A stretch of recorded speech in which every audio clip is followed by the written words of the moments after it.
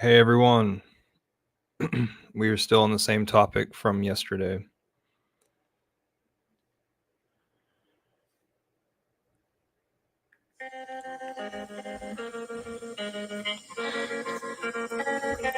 So, I had some new ideas about where Kareem could possibly get some funds. And I'm not the best wallet digger. Shout out to Kareem. Bang, bang. Bang, bang. Hopefully I won't get this taken down because of this. But yeah, this is a part of evolutionary process. This guy, he created this account, he took chances, and now he's had to emergency in-stake one because he put the stuff out too far, and those were the only funds that he could rely on. I mean, that's what we're told. Remember that, I mean, even Kareem said it himself. Hex is the truth engine. It's the truth engine, so apply it. Apply it to our lives. It's a glorious specimen of it being a truth engine. Now, I've listened to I sort of talked with Identity Block yesterday. I listened to Crypto Wonder earlier today, his YouTube. Maddie Allen had a YouTube earlier today as well. I listened to that. And there was somebody else that I listened. Oh, it was Hexo. So Hexo takes this outer approach, but Maddie has displayed everything to everybody, and he considers Kareem a friend, and so he's trying to help out Kareem. And so he went through a lot of streams yesterday or today of what everybody's thinking, and also read a ton of posts on Twitter. What is everybody thinking? And so he saw where I was saying, hey, what about the COM token that's available? Communists. If it is that you haven't been aware of your available communists, I think that you should. Maybe it would be a time that you would want to turn that liquid. I'm not really sure if it's bounced back up. I know that whenever I introduced it to the Hex Guild group, that it was at a good price. And I also mentioned the Hedron. Is there any Hedron available? So I went looking through Kareem's wallet. Maddie said that he didn't know if he took advantage of the COM and the Hedron. And so I went looking to find out that on the Ethereum side, because keep in mind, Kareem has Ethereum Hex staked and Pulse Chain Hex staked. And he probably has tons of crypto that's not in this Dream account wallet. The Dream account wallet has stakes that are from, I'm showing it on the screen now. I went to stakehex.today, and it has 12 stakes and only 7,372 T-shares, which that means that he's not even a shark with this account. So if you're dreaming of an account, make it a shark account, in my opinion. He's earning 42,000 hex per day. And this is only on the Ethereum side. So that's why the grand total over here is $188,000 worth. Now, Maddie explained, I think Maddie did a good job of explaining that Maddie created a tool that makes it to where you can type in an address and it'll tell you how much penalties someone faces.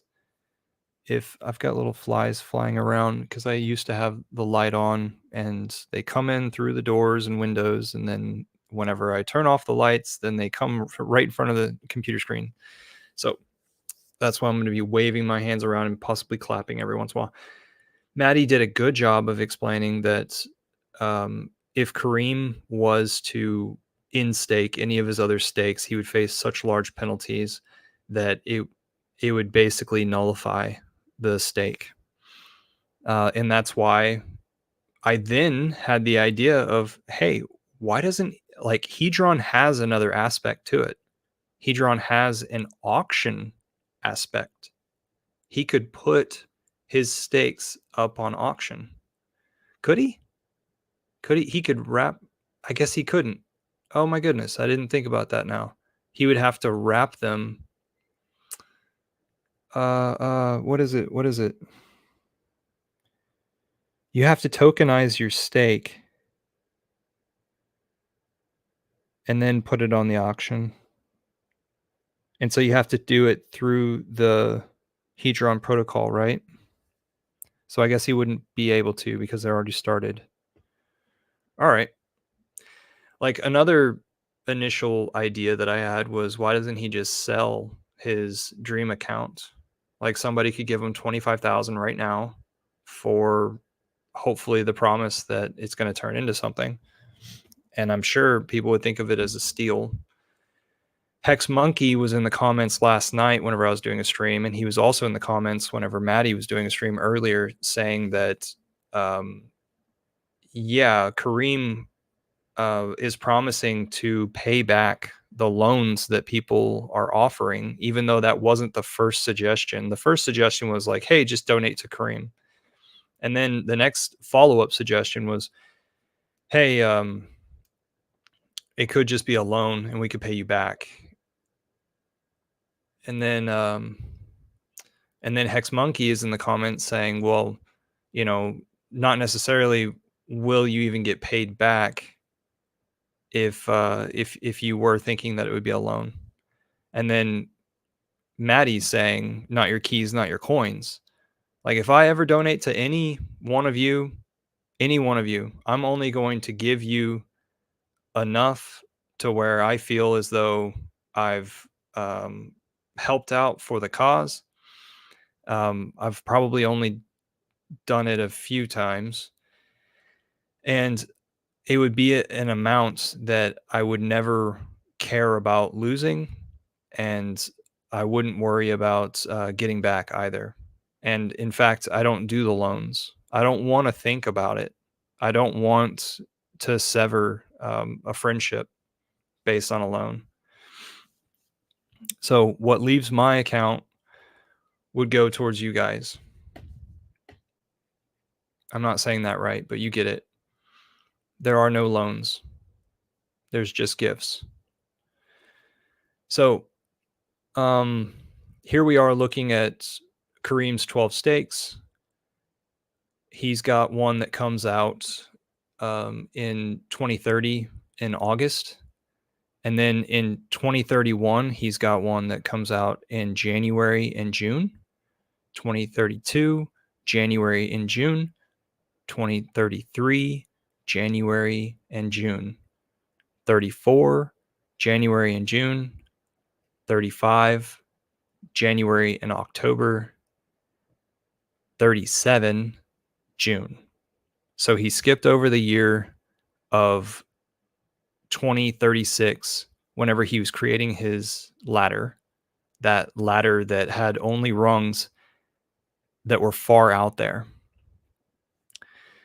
But when I was looking at like trying to find out where it was that he started cashing in his calm and his hedron, I found out that he started his calm very early. and he was selling it. And he was also creating his hedron and selling that immediately too. I found out that basically every month he would have a routine of going and minting his hedron and cashing out. And you're able to see that whenever you look at his account. This is ethplorer.io. Just type in the address and you see the transactions.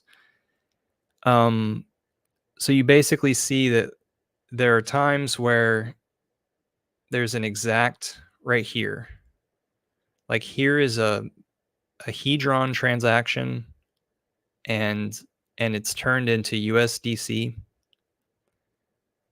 and the time is exactly the same.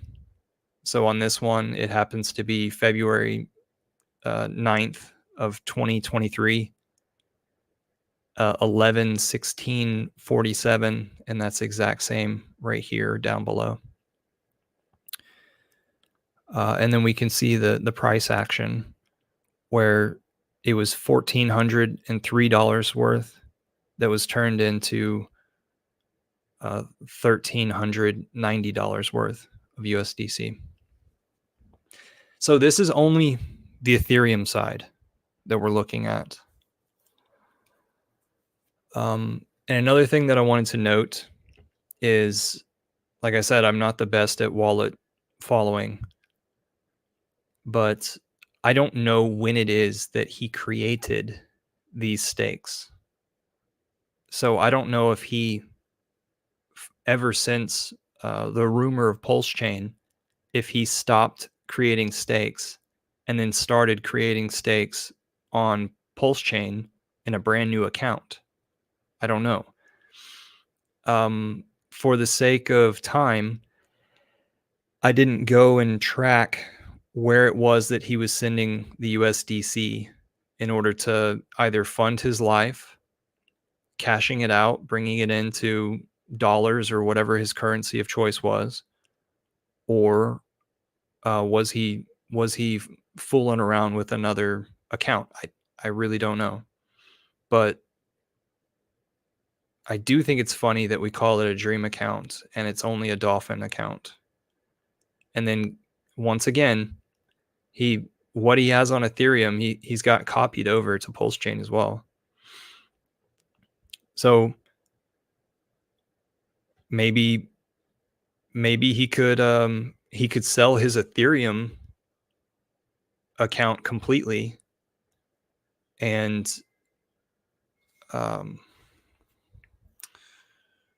well, if you give somebody the password, the passwords would be the same on both sides. Maybe he could use Maddie's device of securing the password in order to make another layer of security for himself on Pulse Chain if he wants to sell his Ethereum side. I don't know. So right now, Maddie confirmed that he had probably gotten about $5,000 worth of donations here on the Ethereum side. It looks like he's got $4,800 worth of Ethereum chilling. And so, and then there's another $600 worth of USDC in there too, and $12 worth of Hex, $8 worth of Hedron. Again, this is ethplore.io. Now, ethplore does this interesting thing where you can see very easily the value of the account in the history of it. So right now we're way down here at 5,400, almost 5,500 worth in US dollars. But at the peak of this account, it was over $500,000 worth. that he had liquid. Now maybe he had this in Hex, maybe he had this in Ethereum, maybe he staked that Hex. I'm not sure. Like I said, I don't know exactly how to see when it is that a Hex stake was started or the exact signs of that. But back in November 9th, 2021, that was a height. That was a good place. He had $530,000 worth of USD or value in his account. What coins exactly those were, I don't know. And then soon after that, he might have see this little yellow means how many transfers, how many transactions. So that might have been like stop a stake. That might have been cash out on Hedron. And so it went down about 280. So he took out half over this course from November to January. He took out half of that 280,000 USD worth. And then after that, he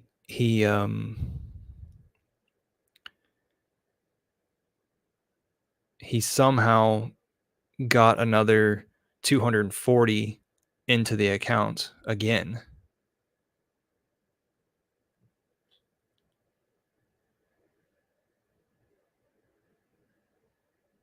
So that's what this spike is 240,000.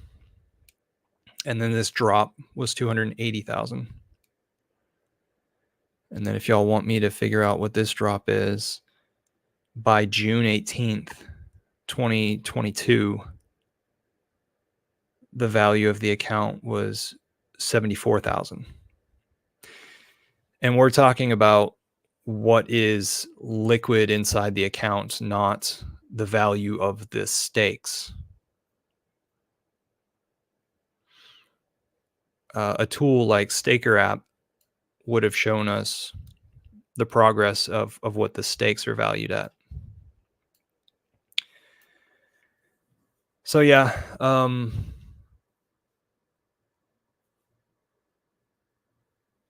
he did take his calm on Ethereum. I know he took his Hedron on Ethereum. I know, and he did that monthly. And calm is kind of like a one-time thing. So like based on stakes that are existing. So I'm assuming that he did the same thing on Pulse Chain as well. And the Hedron, after Pulse Chain launched, I don't think Hedron had the same price as that it ever had on Ethereum, because Hedron followed the price of Hex after on Ethereum.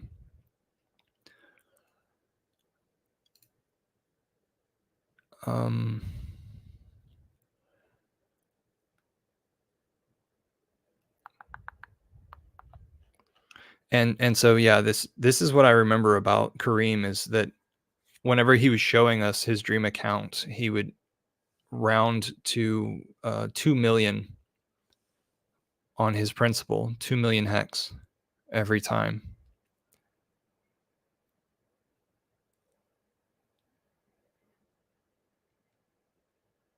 I don't know why he skipped 2036. I don't know why he didn't ladder out on his way up there.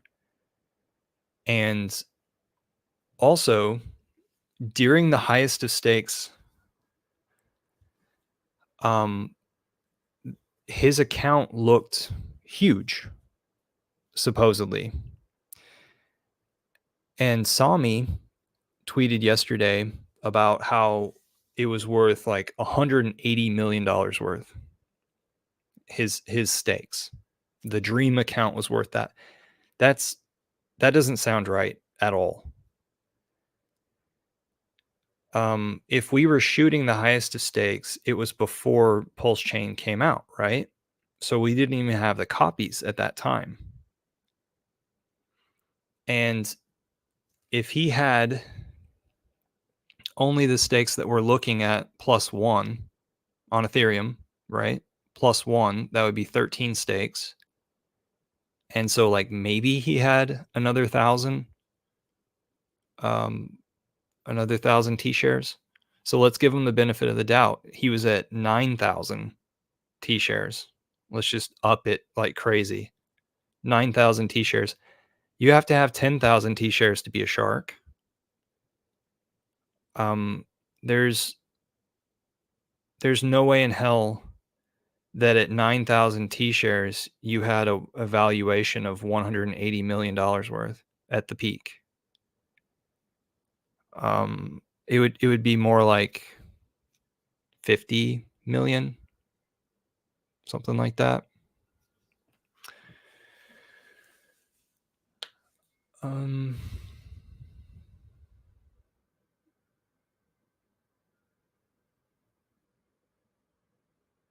so I had one more thing that I'm digging for in my head. This always happens when I don't write things down. So there for a little while, I was searching on Pulse Chain for the activities of his Pulse Chain side wallet, and I thought it weird because like I was able to go into testnet time periods, and he was playing around with Hedron, and it looked like it was like on every stake prior to the launch. He was working on testnet. It seems like. So I was confused by that. Like, why would you do that? So I actually had to look up how many days ago, because this age column had to deal with how many days ago is the information that they were telling us. So Pulse Chain launched something like 490 days ago. But right now it's not giving me information. It's being a toot. It doesn't want to work for me. Oh, there it is. All right, so one day ago there's a lot of action, and then 2 weeks ago, and then you see that a lot of this stuff has to do with Hedron. So that would be him literally minting as much Hedron as he can.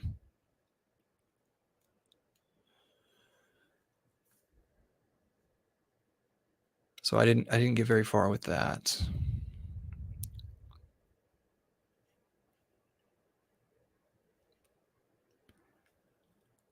Facing Reality says he likes DBank for wallet watching.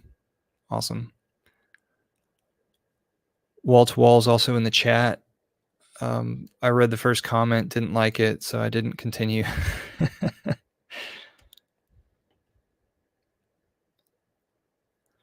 Hey, Wall to Wall, if you go over there on Twitter, you'll see what the stuff is about, or maybe watch my last video, if turn it to 2x if you don't want to listen to me.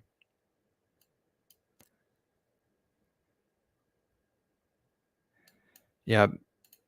Yes, Wall to Wall. Maddie does seem to always be looking for some way to raise money for everybody. He's like the official fundraiser for everyone.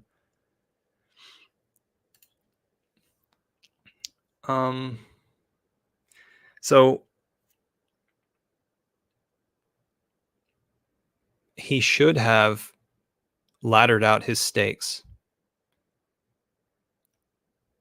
but something that's also come to my mind as an OG myself is, if you go out there in public and you tell people, hey, this is my wallet, and actually here's my wallet address, you would very quickly want to create a new wallet and start doing things over there for your own benefit.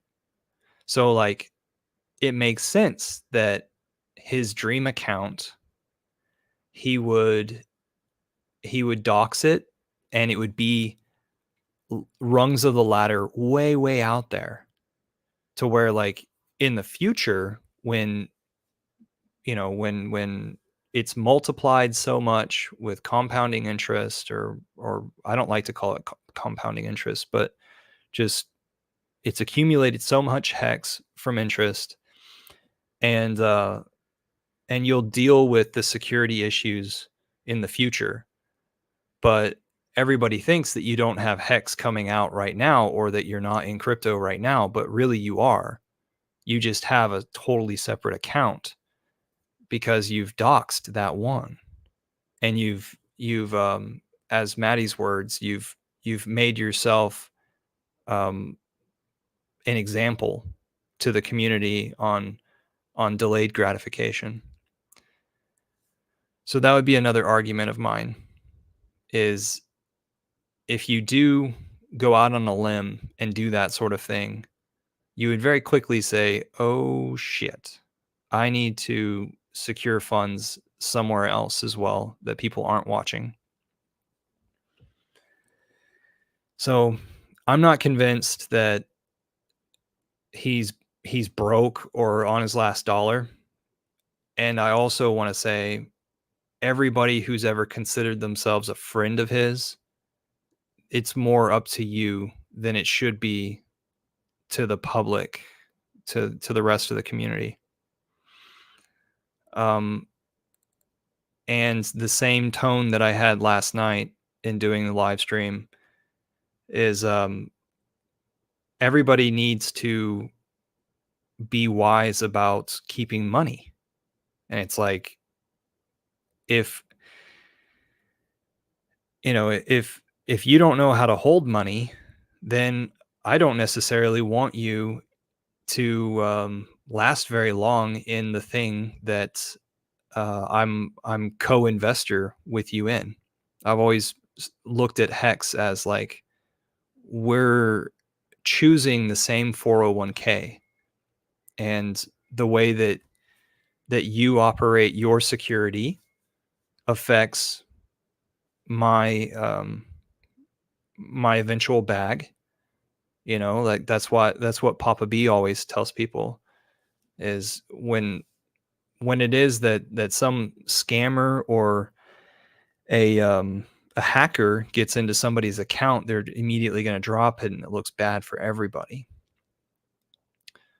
Well, I'm very interested in people who are not money wise to sort of filter out of the system. And I think people that are in the Tang gang, and um, that are on the peripheral of the Tang gang, the perimeter of it, are also interested in this sort of thing, where it's like these early Hex OGs, they everybody calls us lucky, and some of us are, and some of us had our shit together in our lives and understood what opportunity we had. So yeah, there are gamblers. There are people who have fucked up lives. There's a few people who have had to go through divorces and liquidate their entire bag, or there are people who don't have their shit together and they lose their keys. Um, and then there's those special people who had um, a cash out plan, and they just slowly cashed out, and they did it too fast, and now stuff's catching up to them. And I think that's kind of the sentiment that's going around right now. I saw somebody's Twitter post recently talking about, like, uh, beyond this point, you are the new level of OG.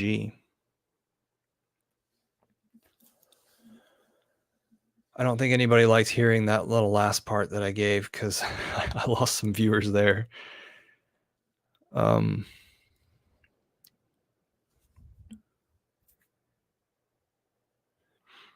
Facing Reality saying there's no way that's his only wallet. Totally.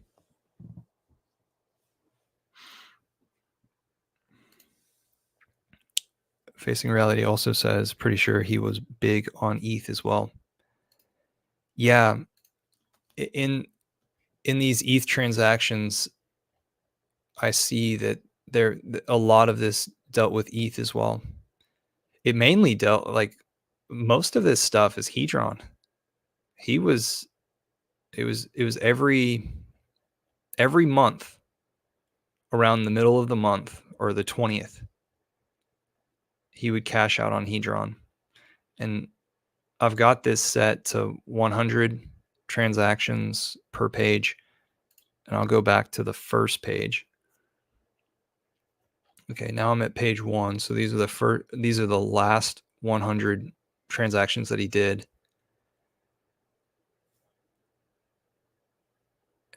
It didn't seem like he was cashing out Hedron into Hex. I actually got the idea that he was cashing out Hedron going into Hex, and then over a time period he would sell the Hex too, thinking that maybe Hex would go up. But yeah, every once in a while this is Ethereum stuff. All right, those are all my thoughts. I hope y'all gained something from it. Or like I already gained something about the DBank wallet. Thank you, Facing.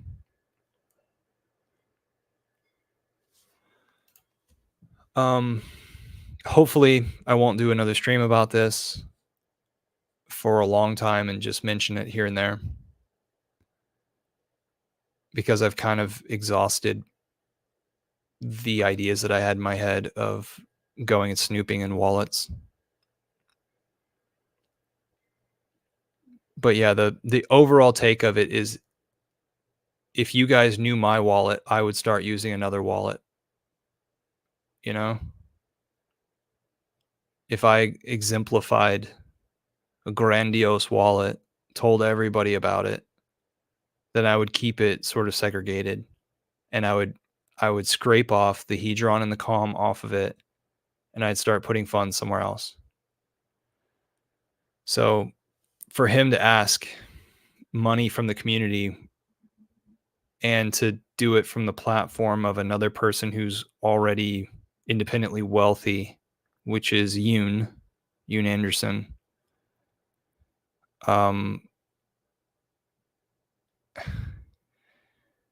it's kind of just like a skate by event.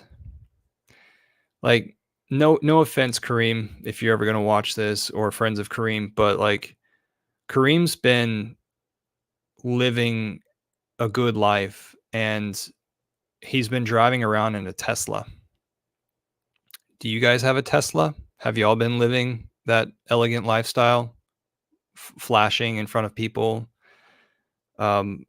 Maybe doing the materialistic thing, getting people's attention in that way. Now, Maddie will make the argument that Kareem impressed a lot of people and got a lot of people in, and it could be contributed to Kareem for hundreds of thousands of dollars brought into our community. And then Hexo said something about, we went way up, therefore we went way down. Like, had we organically gone up just a little bit, then it would have been less of a fall. Was Kareem one of those people that cashed out at the top?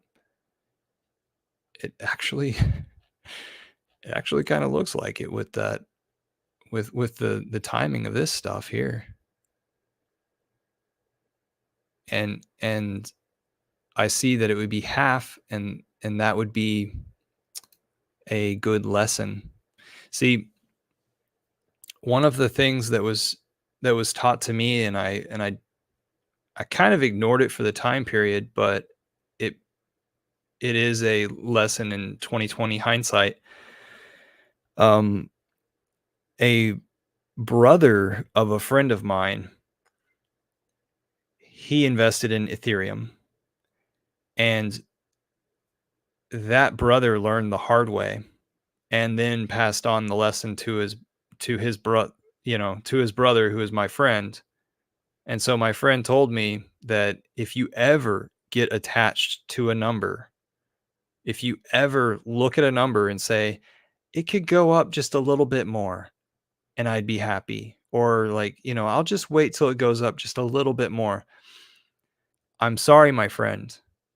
That is the point where you're supposed to take half out.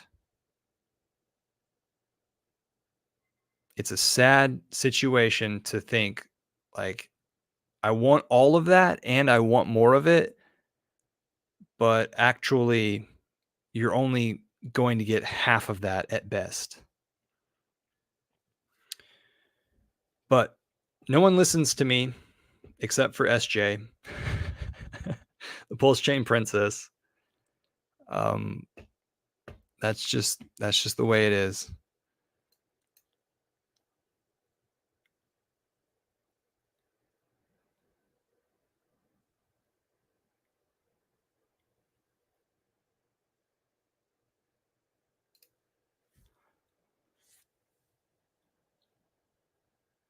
I'm still here reading comments from Facing. He's got a lot to say.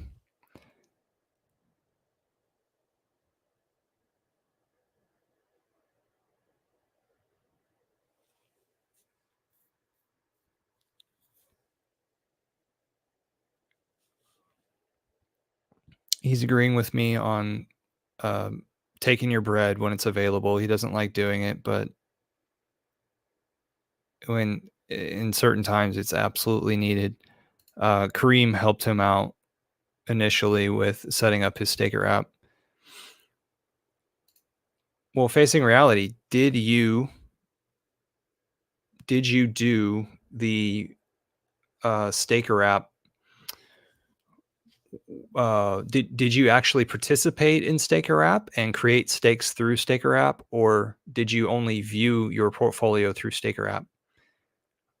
I only suggested that people view their portfolio through staker app.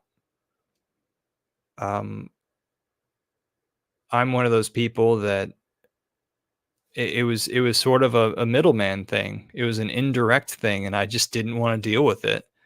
And also, I was under the impression that Staker app was able to take percentages off of your in stakes. Okay, good. Facing Reality says view only. So I got a story. You know how Kareem can talk things up. So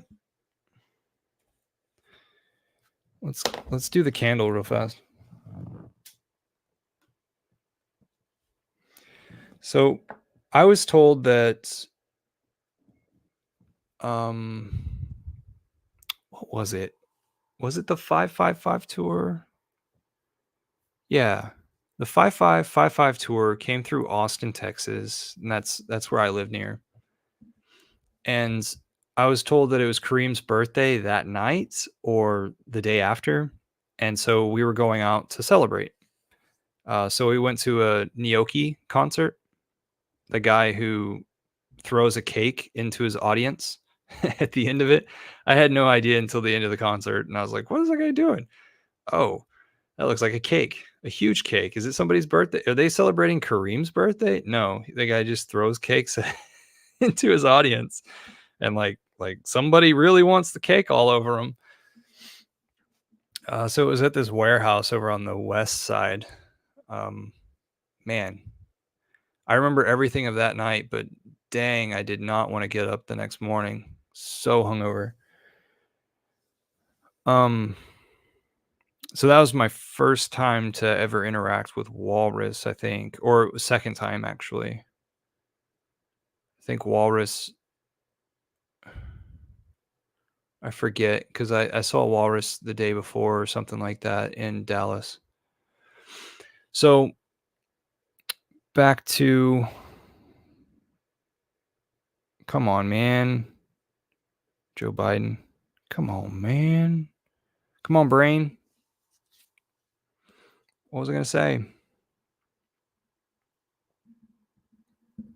Aha. Yes. You try doing that on the live stream. It's kind of hard. Um, so Kareem talks things up, right?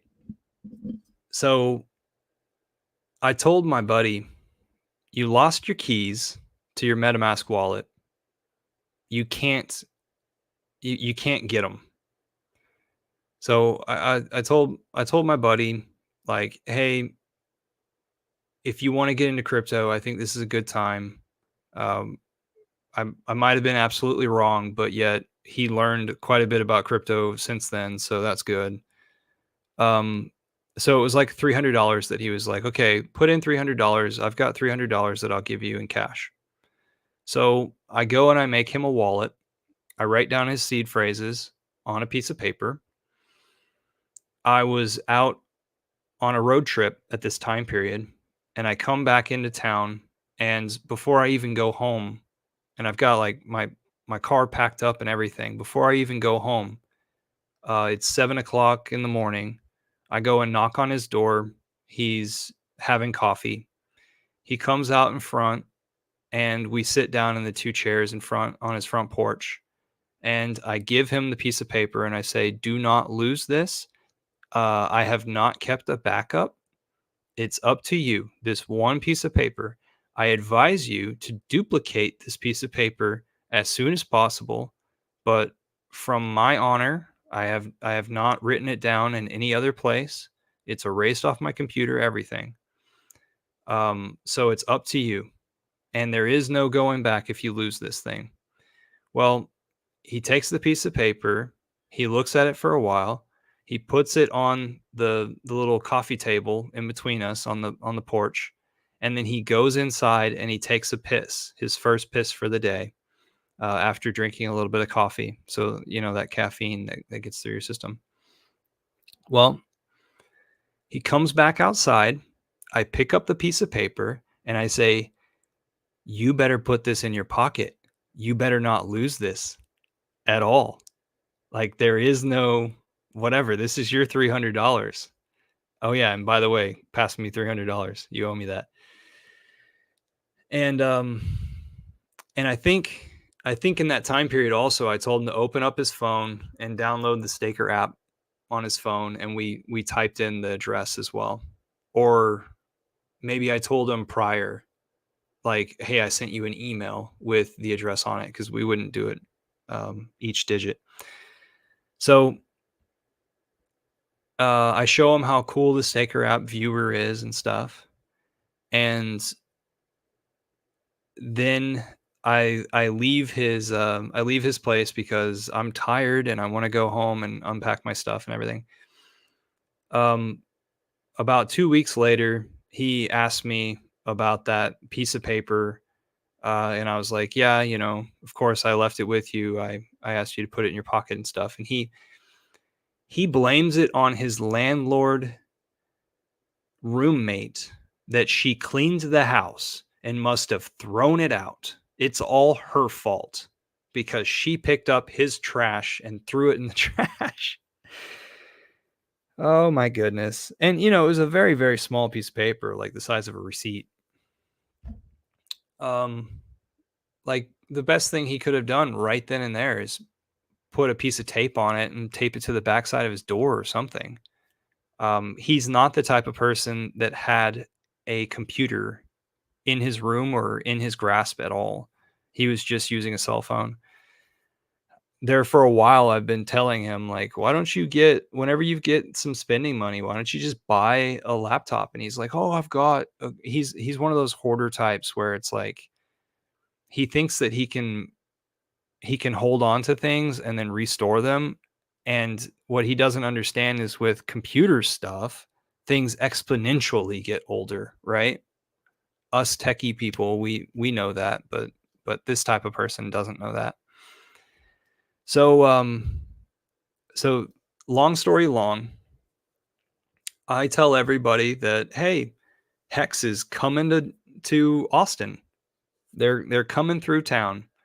And Abit and Hex Lion, Starbuck, is saying, like, hey, bring your friends and family. everybody, come allow them to I saw it as like allow them to understand that hex is actually a worldwide thing. But it's kind of weird whenever you bring your personal onboards to other people so that they can try to suck them in even further and get them into the staker app and to stake through the staker app. Like they want to make them their onboards, and it's like these are my onboards. Anyway, um my buddy is he might have shown up late, or maybe he went to the bathroom during the presentation, but Kareem and a bunch of the other influencers are out in the hallway chatting it up during the presentation. Um and they're kind of being loud, but um for some reason my my friend wanted to ask Kareem about the possibility of recovering the seed phrases that he had lost, because I told him the stuff's lost, and he's like, but I can see it on the screen on the staker app. And I'm like, yeah, you know the wallet address, but you don't know the seed phrases to get into it until you find that piece of paper. And I told him like several times, like he would come to me like 3 weeks in a row with a week separation, asking me like, you sure you can't get into this? You sure you can't get into this? Because the price actually went from $300 up to probably 4,500. And he's like, yeah, I'm making money. And it's like, dude, you don't have access to that. So somehow he wanted to present the idea like, hey, this is where my account is right now. And he shows Kareem, and he tells Kareem the issue, and Kareem is like, yeah, we can get into it. and I and man, that really made my friend like very optimistic. He's just like, oh well, Kareem says that he can get into it. And after the presentation, my friend told me that, and I said, dude, there's nothing special that this guy can do. I'm sorry to tell you, the he doesn't he for some reason he's telling you this, but it's I don't know why he's telling you this. Maybe he just wants to be optimistic, but he can't get into it. And I told you in the very beginning, if you lose this, you're done. And that's my story. And yeah, my friend has been listening to and watching more YouTube stuff about crypto. And so he got his first exposure. He got his dip. And it's kind of like the situation that we're talking about right now with the evolution of crypto. If you guys aren't going to secure your stuff and diversify your security, not only like some people are talking about, once you make it big, you need to diversify your assets. That's that's a great idea. Um, but definitely whenever you're whenever you're in crypto, diversify your security. And what I mean by that is have several wallets, linking back to the conversation, or the idea that Kareem's dream account is not the only account he has.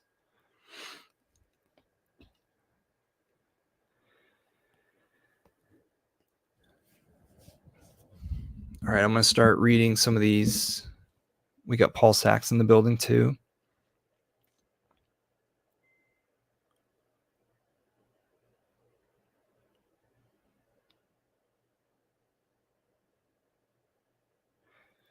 Facing Reality says, uh, he basically says to tell people to put it with your titles and your important papers in the filing cabinet.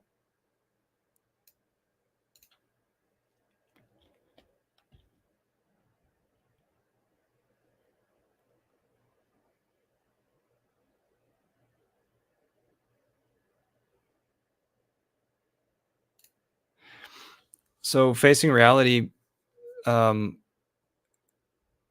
my friend got the like I set up the stakes myself for him and then gave him a wallet address and then showed him to download Staker app and plug in that wallet address as a viewer. So he was not staking it through Staker app.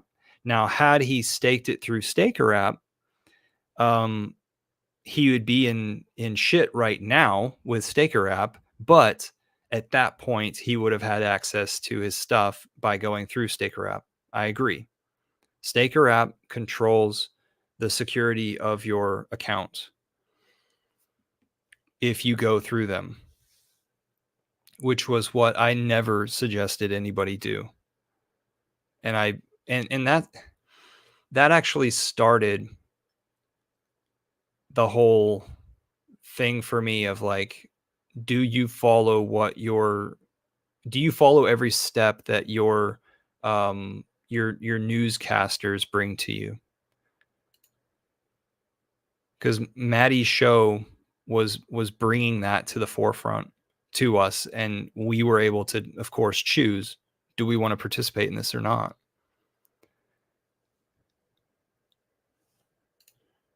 Yeah, Paul Sachs knows about the back door with Staker app.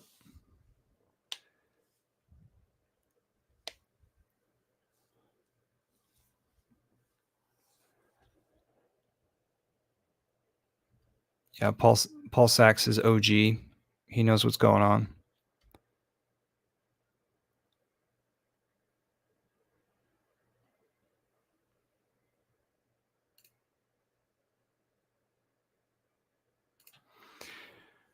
All right, guys, that wraps it up. Have a great day, and the drama continues. Ladder your hex stakes. Even if he had laddered, then he could pull out. He could cancel a stake. Let's see, he was doing it every June and January of every year beyond 10 years. So um, he would be able to cancel his next January, which is only 5 months from now or something. And he would be able to cancel his June, which is 10 months from now. And it would be facing much less penalties. And then he could just continue to do that because shit went wrong or whatever. Or he would have had it to where a stake came out in June. Just he was doing it June 2nd, and today's August 2nd. So that was just 2 months ago. He would have had the liquidity in his pocket ahead of time, you know. That's how I feel about this, because I'm a guy who for a very long time now has been saying every 6 months I have a stake that comes out in the fall and in the spring, because those are my favorite time periods to receive money. I'll coast during the winter and I'll coast during the summer. And when those come out, also those are times that I'll be here, or I'll be at a place where I can get to a computer and be secured. So when those come out, then you turn it liquid and you say, all right, how much do I want to put out into the future? Exactly 15 years, because that's the next rung on the ladder that keeps on going every 6 months. And how much is it do I think that I want for my expenditures? And how does this all fit into my life? Did I just have a kid? Did I move to a new place? Do I have a girlfriend that I want to spoil? Do I want to spoil myself? Do I want to make edits? Did a computer break down? Did a car break down? You guys know, because y'all have lived y'all have got a lot more life experience than I have.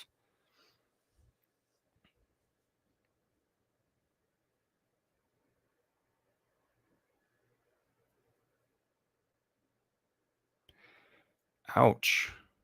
Facing, ouch.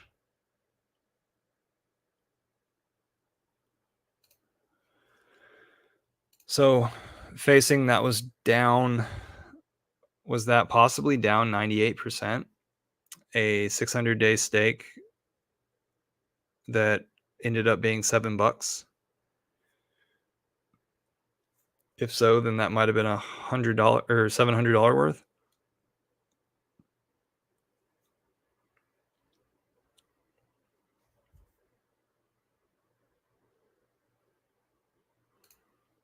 Mm. Oh, I'm glad we talked about this. Oh, the gas fees were okay. Okay, I get it now. Okay. Um Facing Reality says that the Gwei is so cheap that he ended a 600-day stake for $7 worth of Ethereum. Okay, I get it now.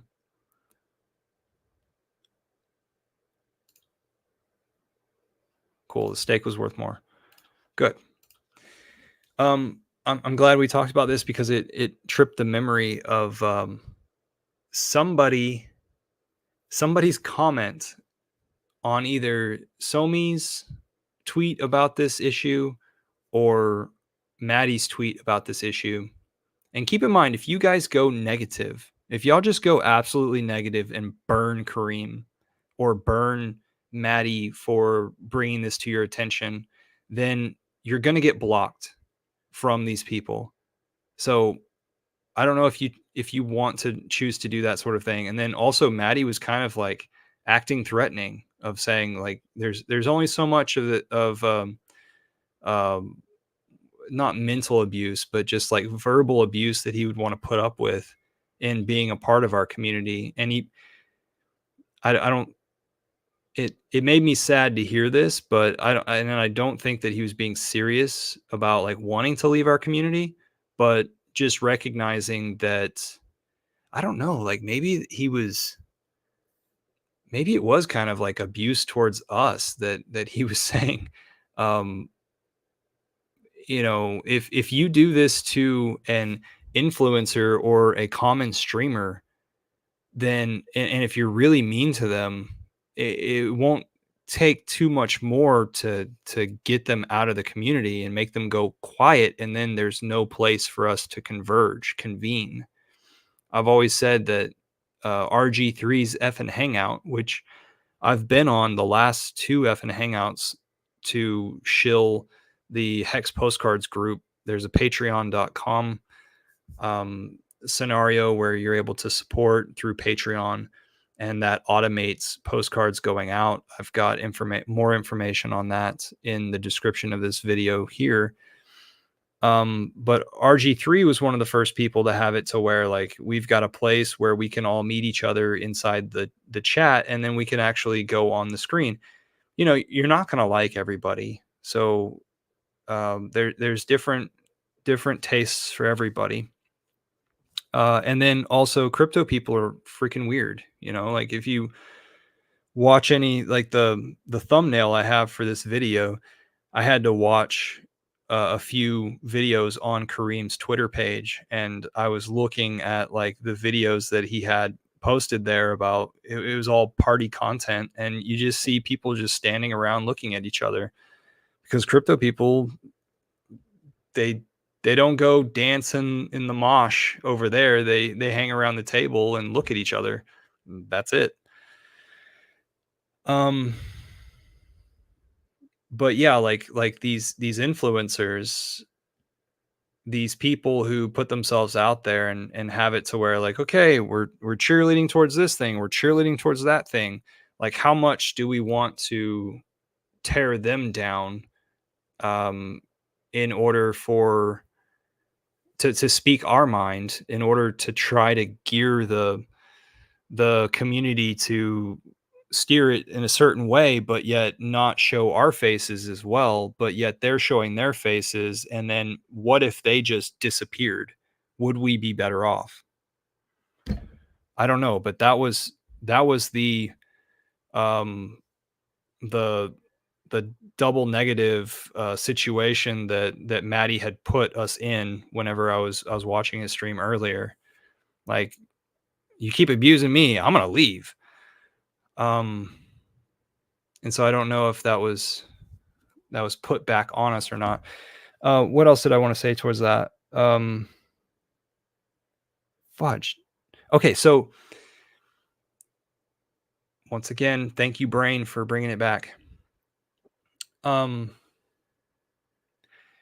so somebody wrote in a comment trailing one of these posts on Twitter saying, "Get this," saying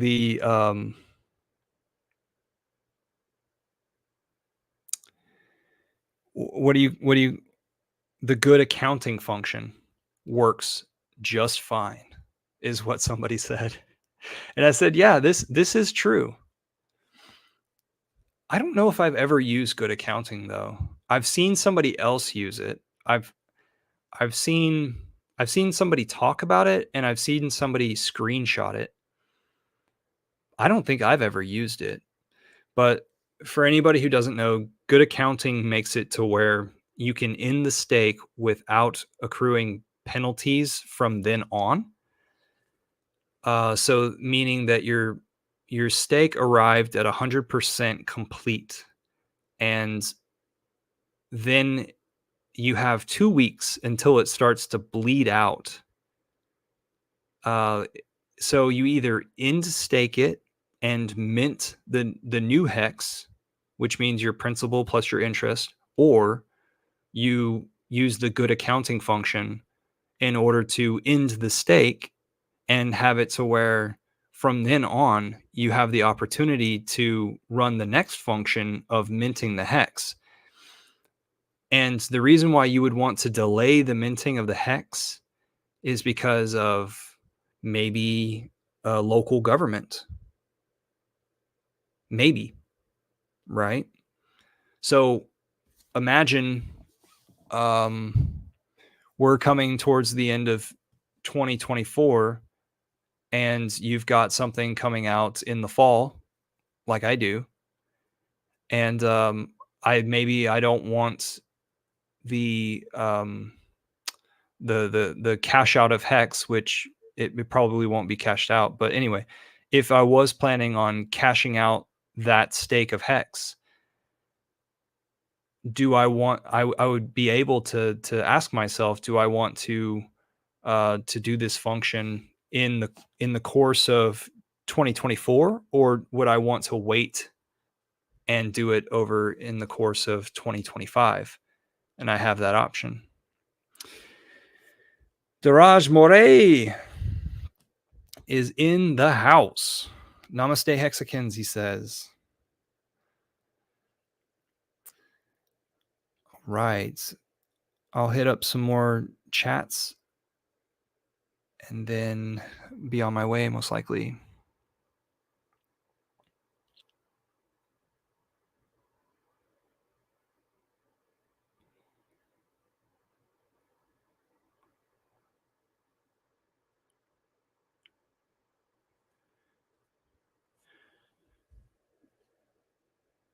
Diraj, I saw your last stream over there on Hex Asians.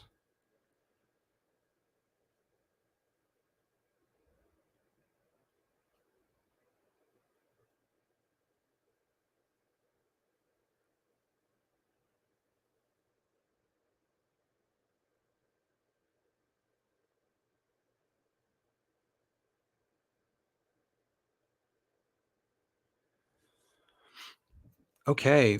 Paul Sex says that Will Stevens passed him along some postcards when they saw each other. Sweet.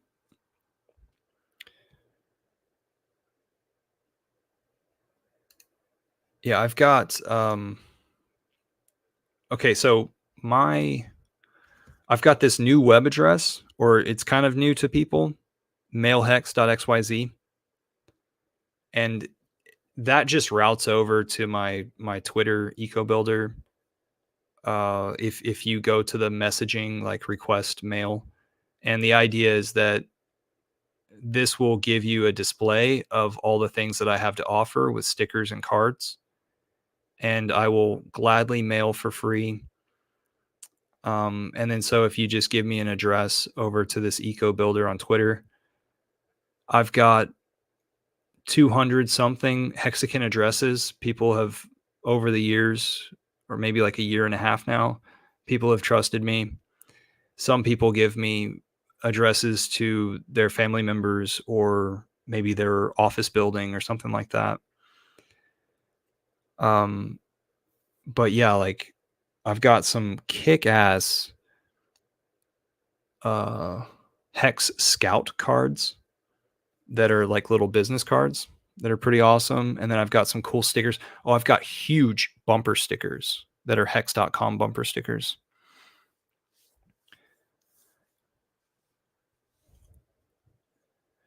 Do you guys know Stylo, who used to be Pulse Former? I think he was the one who got me to do bumper stickers first. If not, it was Johnny Kraus.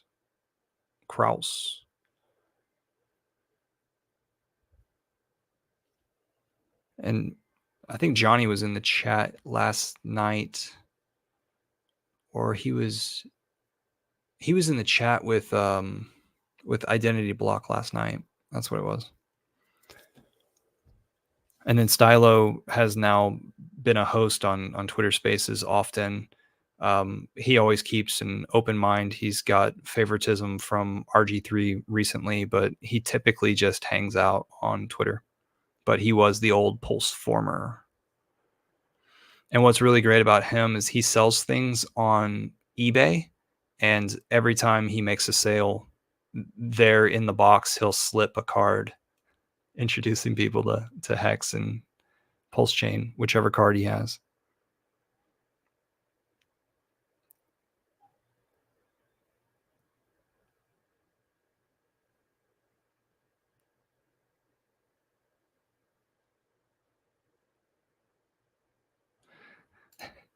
Paul Sack says, so good accounting equals Hex purgatory. I guess so. Like, whenever we create a stake, then we burn that Hex and we get shares contributed to our wallet. And so the Hex just does not exist at that point.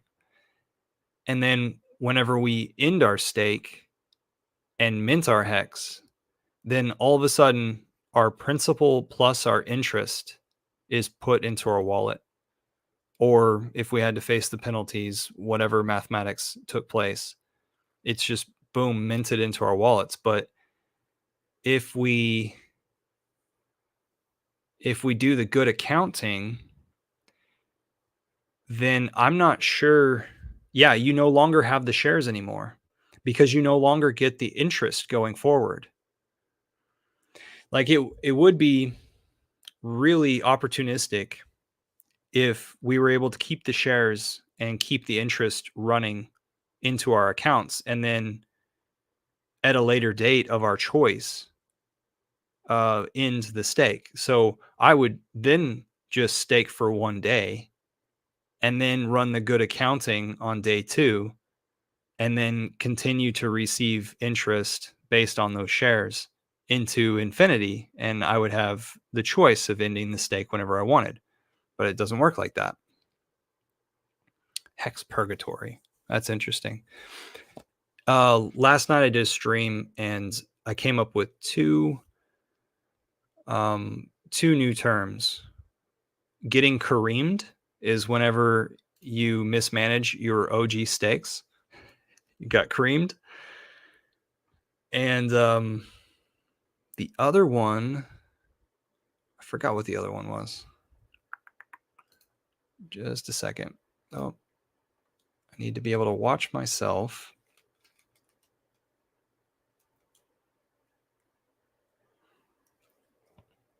And go into this.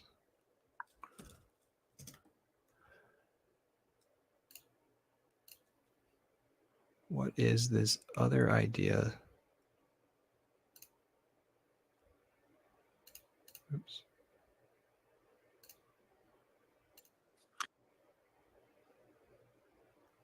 The other term that I had was hex etiquette, a proper staking ladder. I think we've probably heard that one before.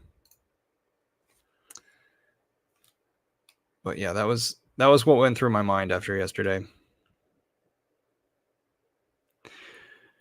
Are you performing the correct hex etiquette?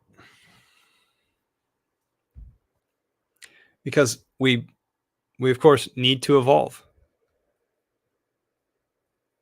Analyze everybody else's issues. I think Hexo was talking about this earlier. You know, understanding what other people have done, recognizing the good and the bad, and learning from it.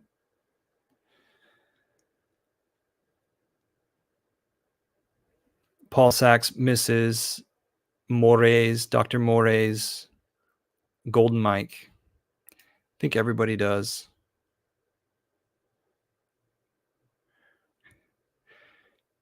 At some point, we'll just get Daraj in a golden palace. We'll gold leaf all the walls inside of a room and just see what he does.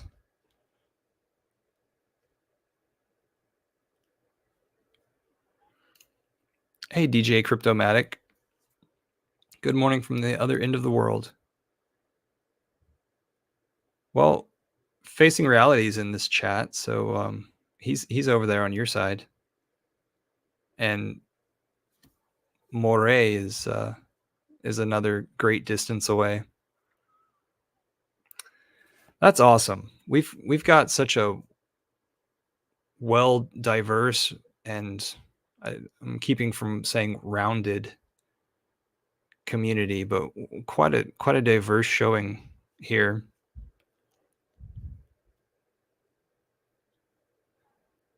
Facing Reality beat me to it. You got a full house.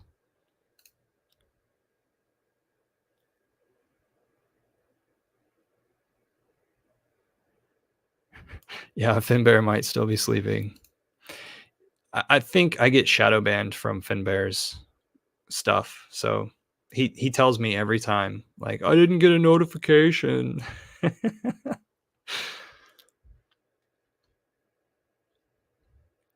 So he's been spreading the carnivore diet to everybody in Hexico, and it's like a lot of us being at our computers or worrying about, I don't know, stressing about money. I don't know.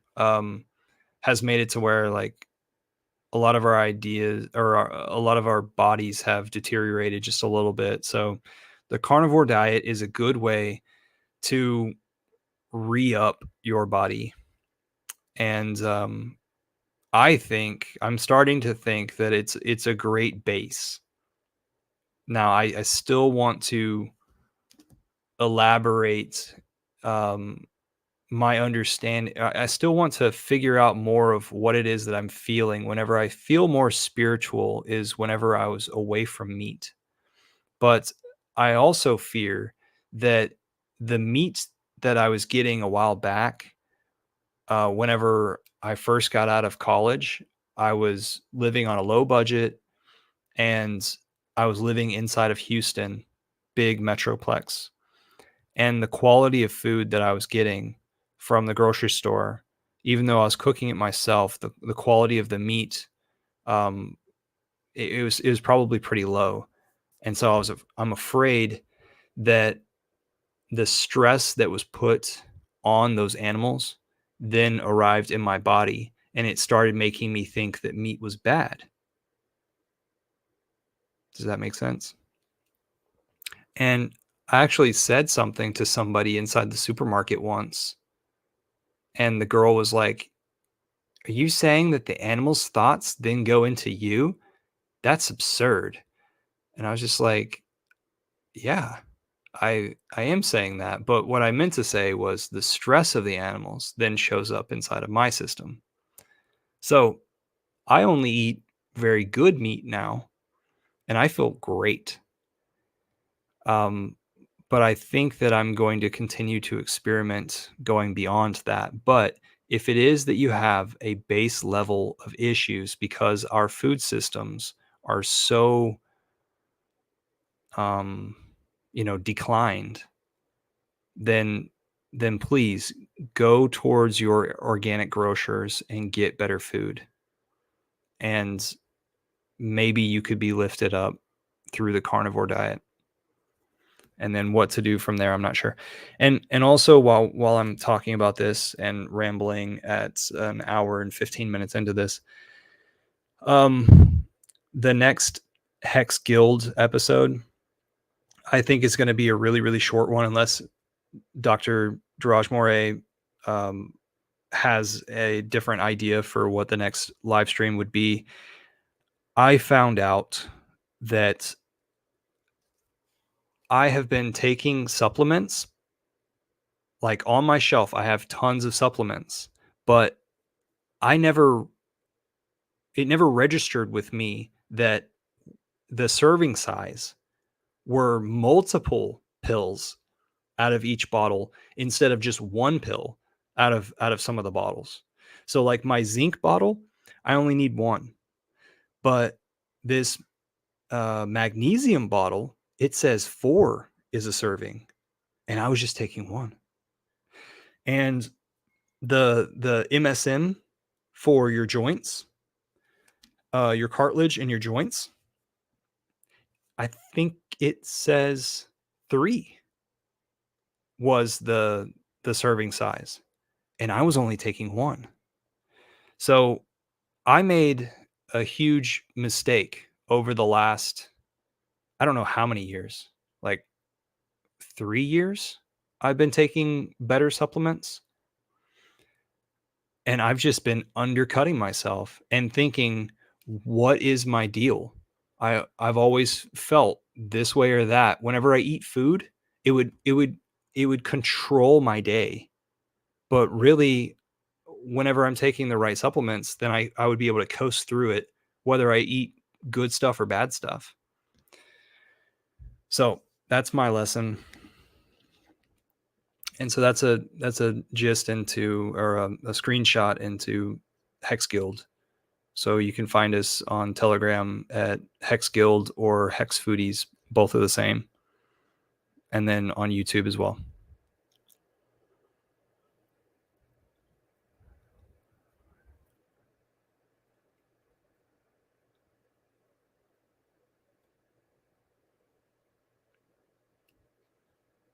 Facing reality departed from us.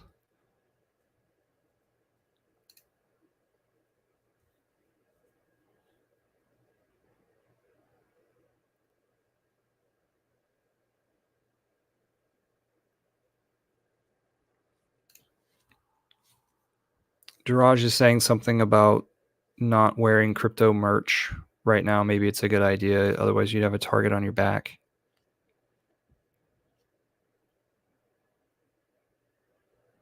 Oh, Diraj, you want to come on? Sure. Are you in the? You've got the links.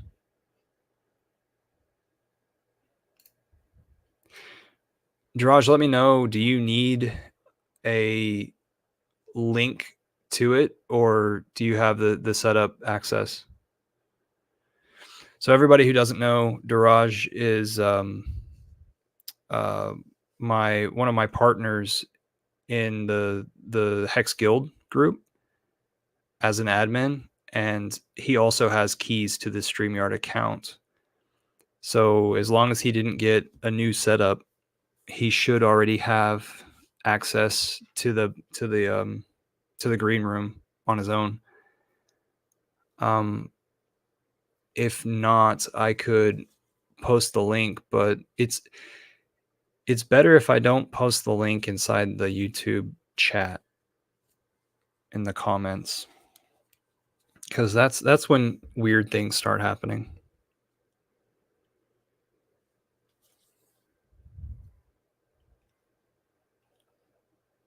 Are you still around, Diraj? Diraj? Should I play the song Bang Bang again? There he is. I was 5 and he was 6. We rode on horses made of sticks. He wore wore black and I wore white. He would always win the fight. Bang, bang. He shot me down. Bang, bang. Hey, what's happening? I guess I got to put you on. Oops. Oops. Yeah. Hey, Is my voice okay? Or rather, my mic? uh, I'm able to so, hear you, but I don't know if everybody else can. So let me change up the screen just a second. Uh, settings, layouts, people, group layout, and here in group. All right. So I hear you just fine. I think everything's fine. Let's go for it. What's going on? yeah, I've been taking a digital detox for the past month, I guess. Like, yeah, it was very helpful, especially when the price is down. A lot of toxicity plus crazy things happening. And just when like felt like, oh, now things are looking good, we have this going on. Oh, Like hell no. it's yeah, like ah, what you call hex the gift that keeps on giving. So what wanted to say, but like this thing is weird, like so much toxicity. And like the thing is, people are okay when it happens to others, and it's when they or their close so-called friends are on the line, then they take offense. And I know this personally because I've said this multiple times. In 2021 there was, I think it is still one of the biggest hack in crypto. $600 million got hacked on a bridge called Poly Network, and I was there when that was happening, and was there in the chat, and I saw a few Hexicans coming into that chat and shaming all those who were hacked. Like, yeah, if you had a stake and you wouldn't be having any problems, blah blah. And now I see those same people like, oh, please don't hit them, hit a person when they are down. You can troll them after the emergency crisis is over. Like I don't see like how nothing makes sense. Like why, to be specific with Kareem, like why are you holding on to or retaining uh, ammunition for your friend? And if you are doing that, why are you putting it in your carry-on bag or luggage, which you are traveling to a foreign country? Like, have you never watched any videos of banged up abroad? Like, I would recommend watching the Filipino prison episode. I think it would be available on YouTube. Banged up abroad. Like, like there are so many ways like people get tricked into. Like the airport security is. I still pray each time I have to cross security. But that apart, like why? And this is something also wanted to talk about. Well, To wait. Let me say one little Alan thing. Fizame. Let me say one little thing about it. I th- I think the best um I think the scenario that would look the best for him and his reputation would have been that, like, that bag was actually a luggage bag, and it had his friend's name on it, like his roommate's name on it, and that it was it was there at the carousel after, after the plane, they unload the plane, and then you wait for your luggage, and possibly he grabbed his friend's bag and sat in the airport while his friend like went to the pisser sort of thing. He went to the bathroom. I think that would be like the best scenario for him, where like he was caught with his friend's bag, but it was his friend's bag who packed it, and it wasn't even his, and he didn't check it in at the Miami airport. It was his friend who checked it in at the Miami airport. And I think it's silly that um you're checking in for a flight and they probably see the bullets there, but they allow it to go through the luggage thing, and now it's being put on a flight where it's illegal, where they're about to go to import that sort of thing. But that would be the best case scenario, in my opinion, for his reputation, to where like you're just completely caught off guard. But I don't actually understand. I don't have that information. I don't know that. I just dreamt it up. All right. I just wanted to say that. Yeah. Yes, I would also like to be positive. Like he was completely unaware of what it is, but like there is hex etiquette for staking. There is some simple flying etiquette, like, and if you have flown across multiple times, then you know like what are the normal security procedures. Like, did you pack your own bag? Is everything, are you aware of everything that is inside your bag? Were you given any gifts, like which you are carrying? Like, Right. just be aware. Like, and yeah. So, but I wouldn't have mind wouldn't mind donating if like, yeah, these things were kind of clear. But again, like, how is it like people's first response is go to their to the internet community? And I was talking about Alan Fizem. He made a great point.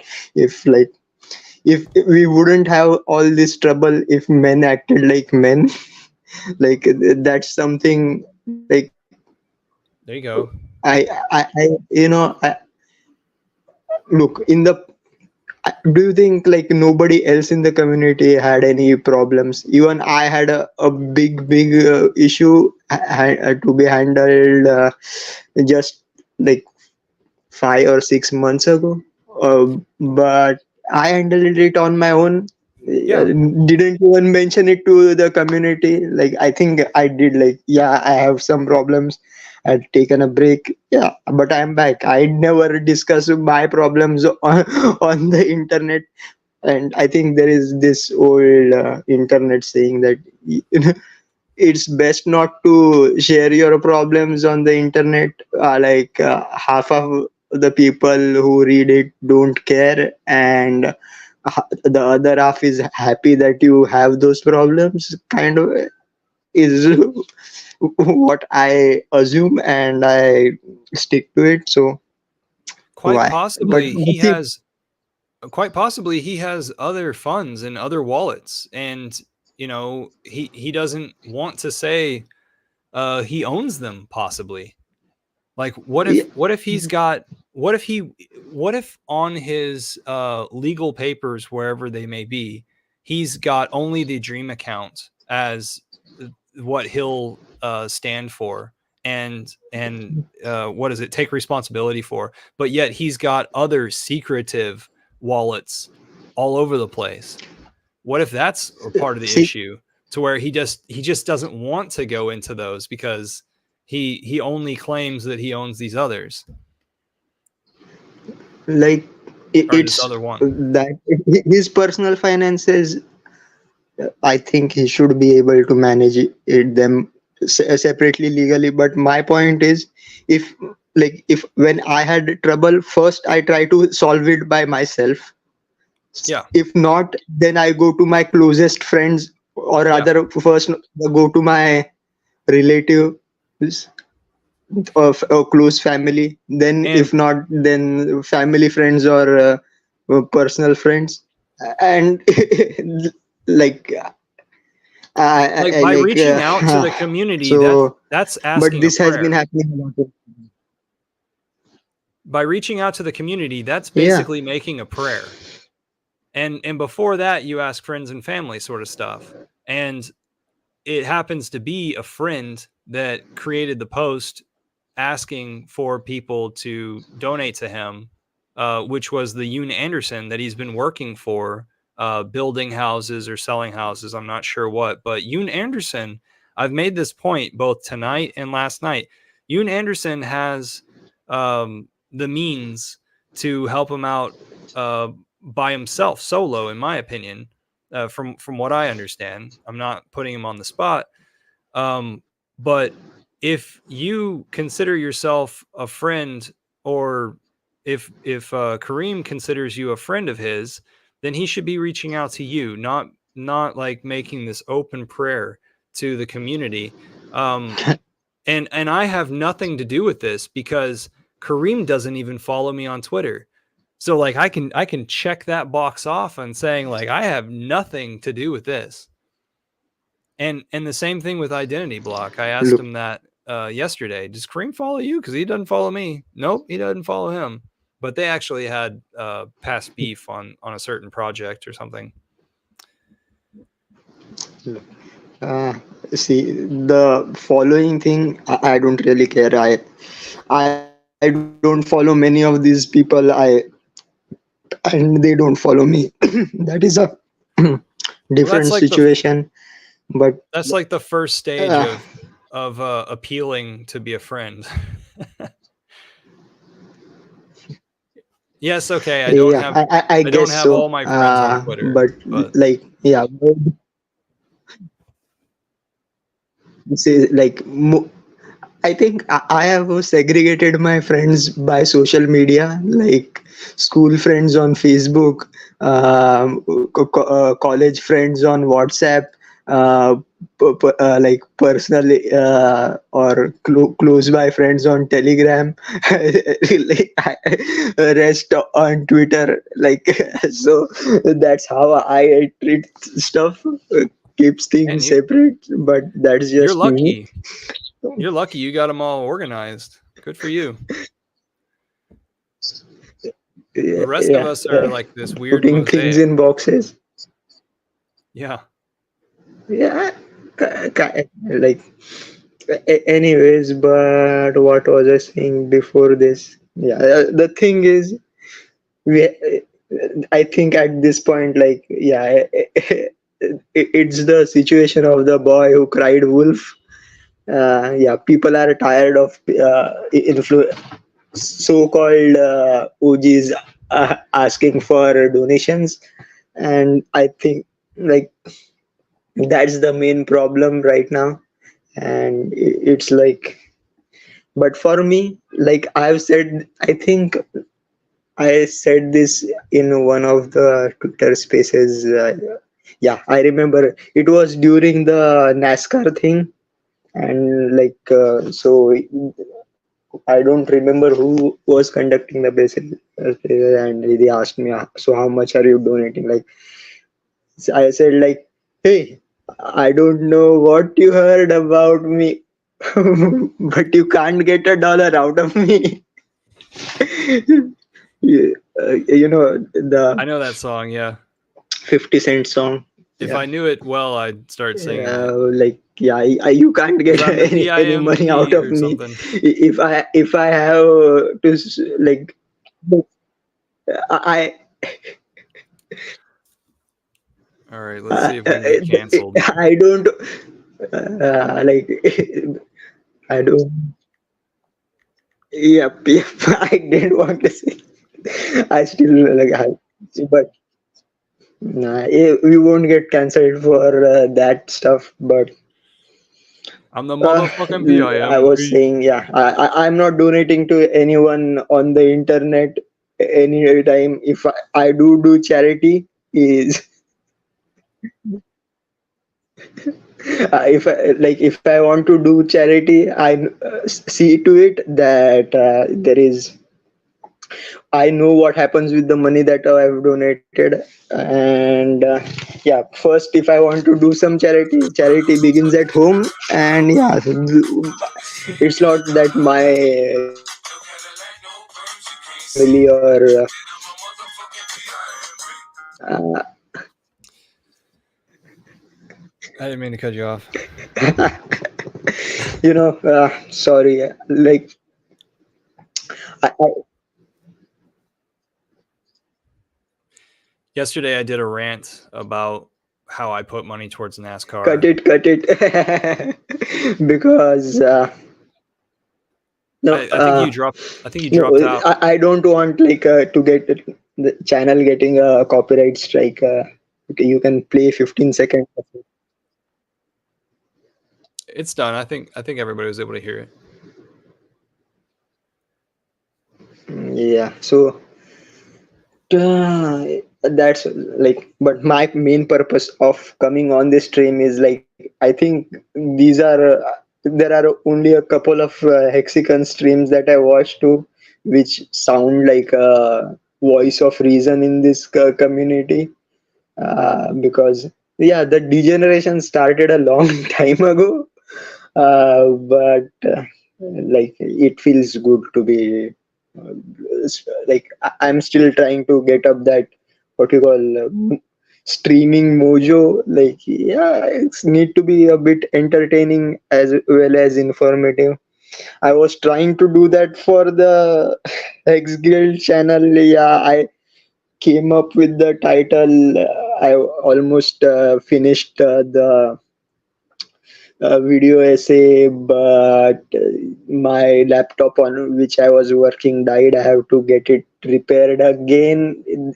There is a, and I know what the problem is, but I don't have the tools to fix it. So I have to take some time. And anyways, no ranting.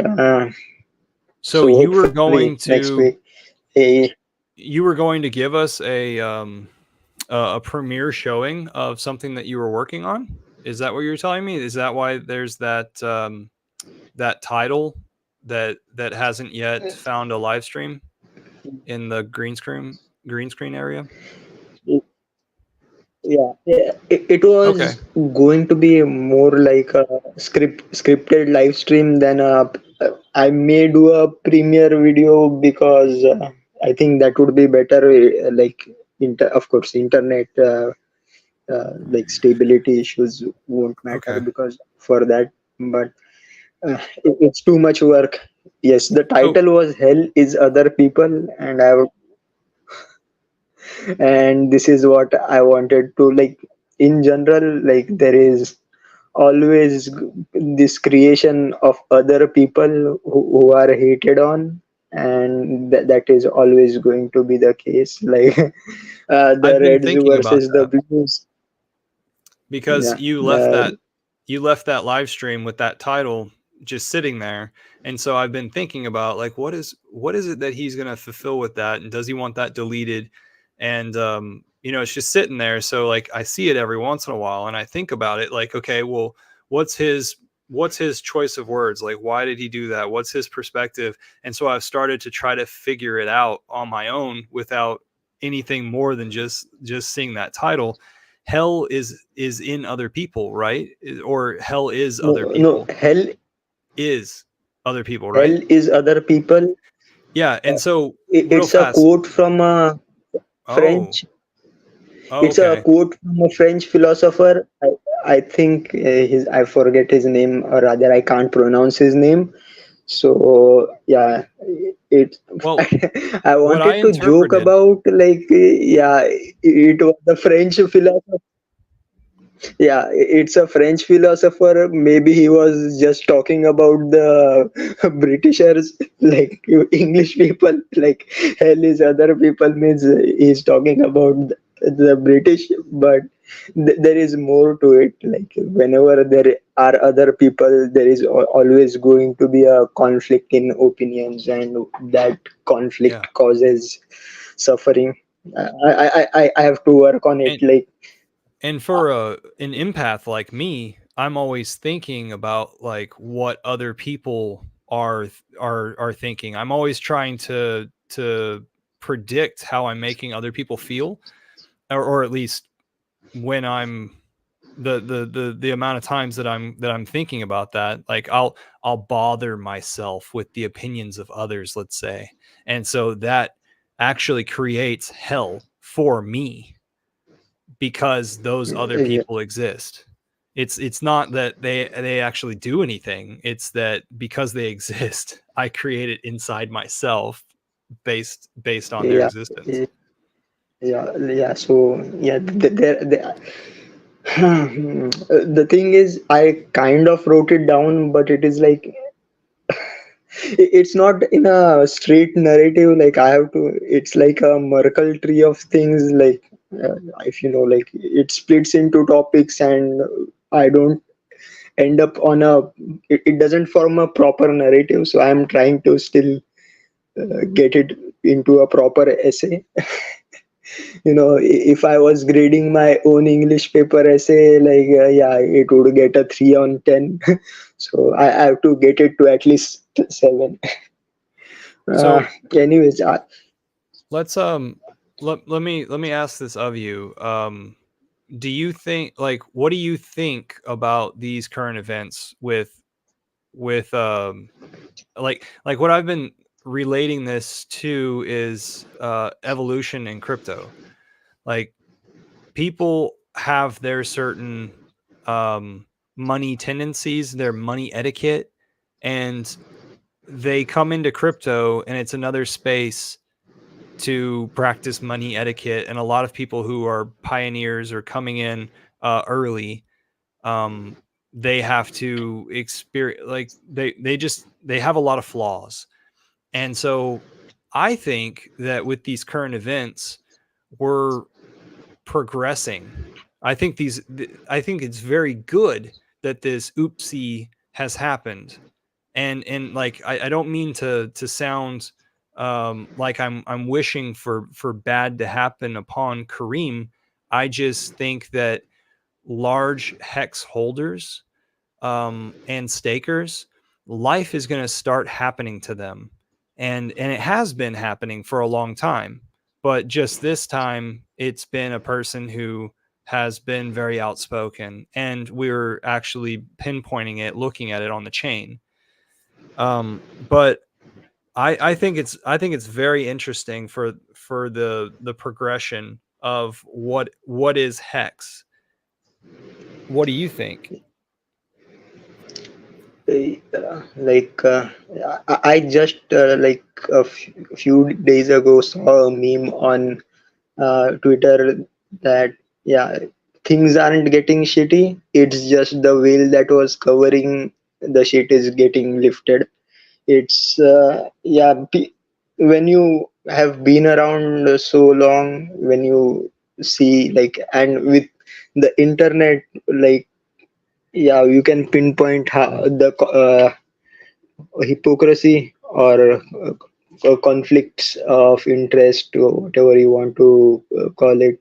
uh, Now things, when you have been there for a long time, yeah, you kind of figure stuff out on your own.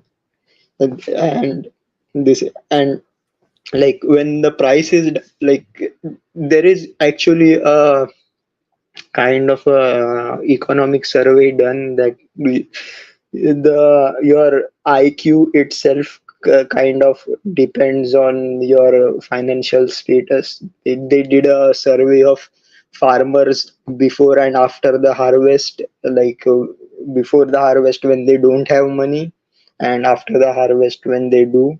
Like there is a significant difference in IQ levels. So, but But they're when all able to make the harvest, so that there's they've got a little bit going for them.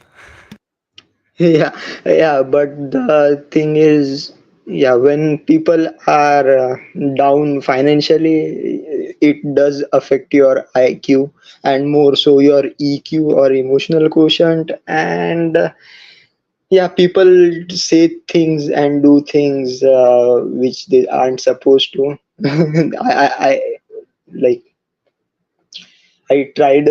I was going to tweet some stupid stuff on Twitter, which I self-checked. I didn't want to say things. Maybe in retrospect, what I've said here, even I might not have wanted to say, but at least now I know there is a reasonable person in front of me that if I say something wrong or that's not like good, then you will point it out to me immediately. So that's why I like streaming or doing live streams when there is someone to talk with on the other side. Otherwise it's right, like, yeah. I get you. Yeah, Finbar I is saying, misspeak every once in a while, and it's like, oh, I hope everyone understood that I just got two ideas mixed together. Like yesterday, I called, I who did I call? I called somebody else. I called Hex Monkey Red Monkey because I had just addressed Red Squirrel right before that. You know, that sort of thing. But yeah, I don't. You were going to talk about Finbear? no, Finbar is saying EQ is a cope for stupid people.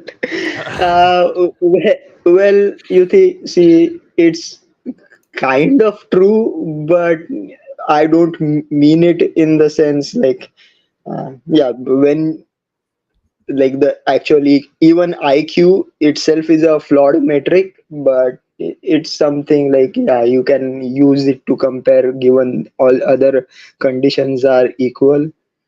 So when your finances are down, you are more emotionally labile, and you can end up doing acting out of emotion, like. And people or humans in general are emotional creatures.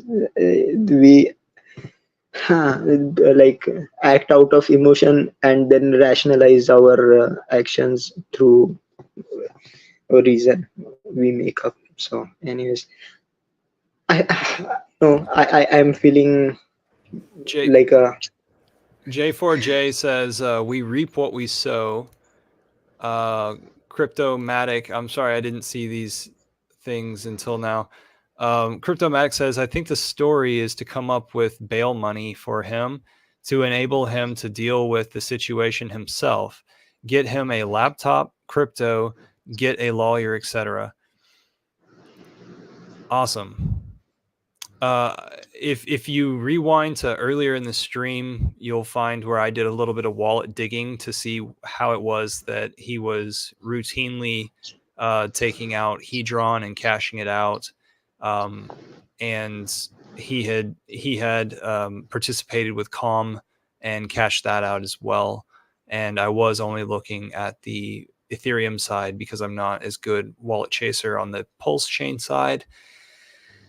And also, my idea is that he was only staking out the last rungs of the ladder for the Dream account, but it would be very stupid if you exposed yourself to the world on the internet as the owner of this Dream account that had those further stakes and not done a different account that had shorter stakes or a different account that had other crypto altogether. So it looks as though he was just scraping. I like to call it scraping, scraping the Hedron and scraping the calm from these OG hex stakes that he already had and putting the value elsewhere.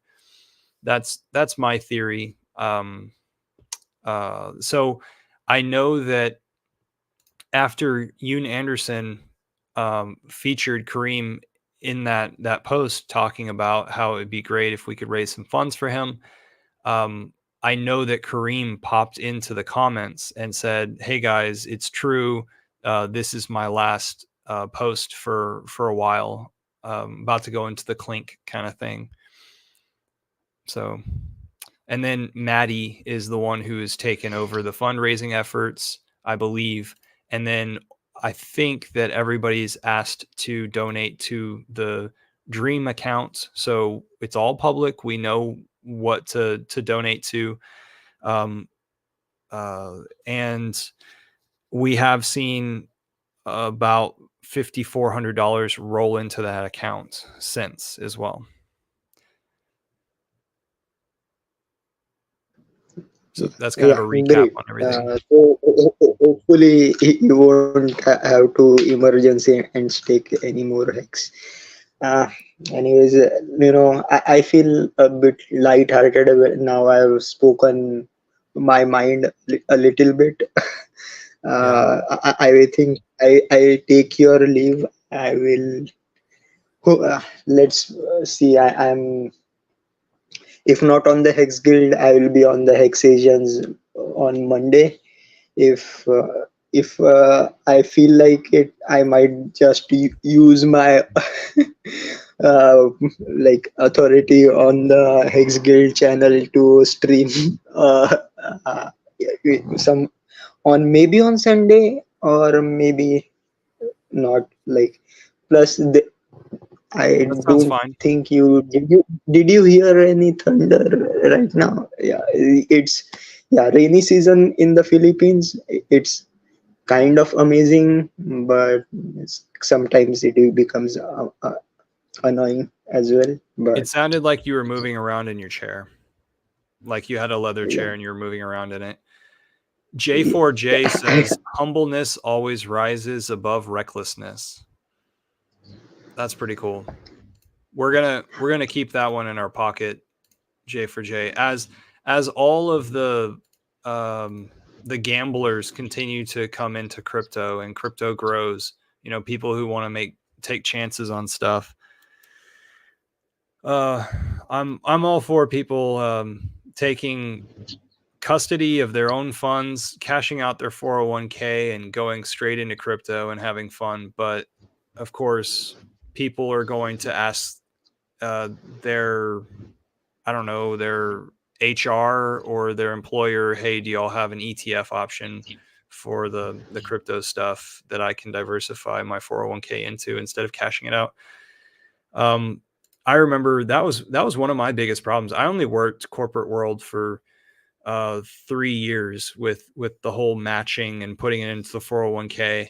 I only did it for 3 years, and I took, a huge penalty, like maybe 50% penalty whenever I pulled it all. Um, and but I remember like how we were very, very limited on what mutual funds we were able to put that stuff into. And so at that time I was learning about money. I was learning a lot about money, and I thought that was the biggest bullshit in the world. You're making it to where I can only reinvest this into this little thing. You guys must be getting some kickbacks from this. I don't know. yeah. Like, you know, I I worked in corporate for around 8 years, so I know, like, in the corporate culture is completely different. And now in hindsight, I see how stupid I was.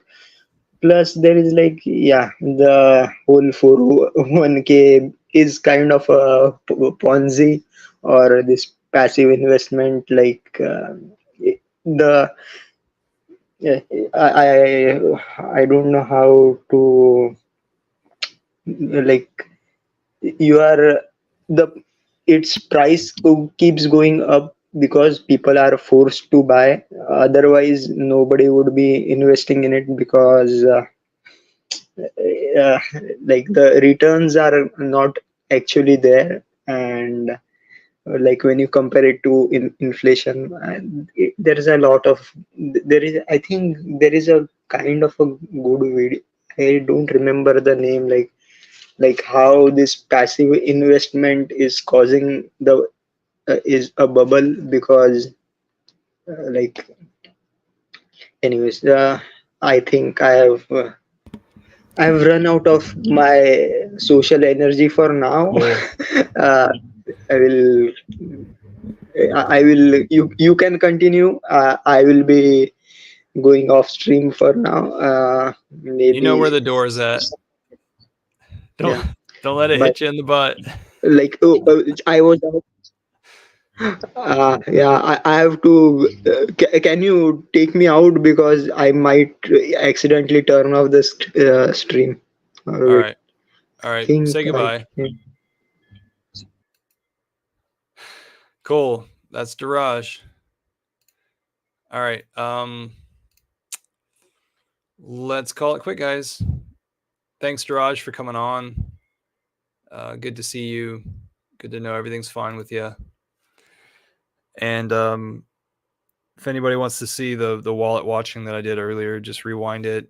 And if I'm too slow for you, then turn it to 1.5 speed or 2 times speed on your cellular device. All right. And then also, I did a stream yesterday evening. So if you haven't seen that, it's only 1 hour long. So you might see that and get the full story of how I view things and what I've been able to discover thus far. But I do think that this is evolution for our investment. You know, some people are going to do it right, some people are going to do it wrong. I think that if Kareem the Dream is only working with his 12 stakes, which I think were 13 stakes prior to 3 days ago.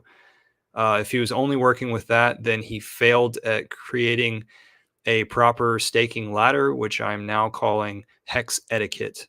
You need to have a stake come out every 6 months.